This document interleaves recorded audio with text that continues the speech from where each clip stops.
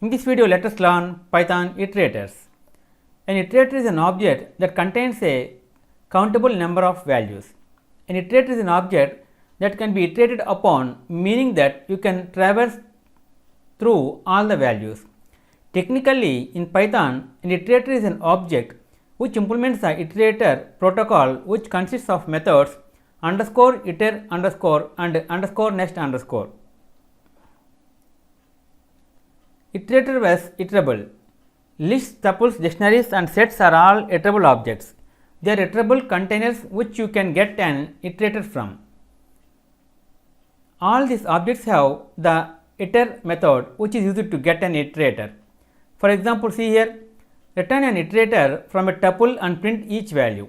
So, by executing this code with iter method, the result will be here: sunflower, jasmine, lily. Every strings are iterable objects and can return an iterator.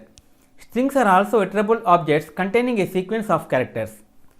See here, my string, my iter method, using iter method, by executing the code like this. See here, jasmine, the result is jasmine. It is totally separated. Looping through an iterator. We can also use, say, for loop to iterate through an iterable object. See example, iterate the values of tuple. If you execute code like this, the result will be here: sunflower, jasmine, lily. Iterate the characters of a string. See example, jasmine for x in Meister. See here, jasmine, result is jasmine.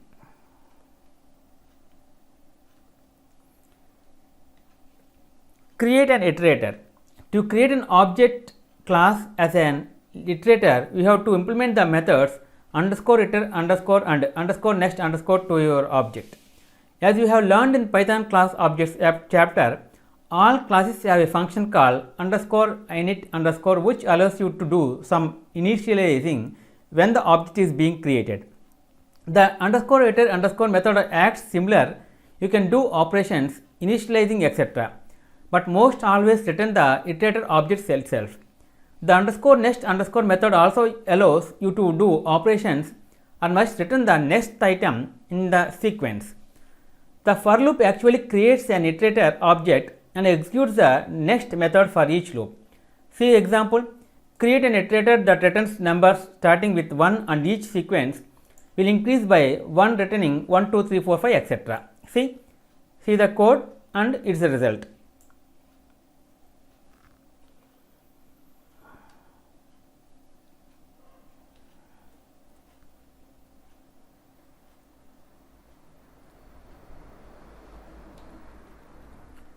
Stop iteration. The example above would continue forever if you had enough next statements or if it was used in a for loop. To prevent the iteration to go on forever, we can use the stop iteration statement. In the underscore next underscore method, we can add a terminating condition to raise an error if the iteration is done specified number of times. See example, stop after 10 iterations. See, after 10, if you execute the code, here the result is 1, 2, 3, 4, 5, 6, 7, 8, 9, 10. After 10 it is stopped. Okay friends, this is the end of part 24 iterators. In next video, let us learn about another topic, scope. If you like our program, please like, subscribe and press bell icon for our next part video updates. Thank you friends. Meet you in next video. All the best.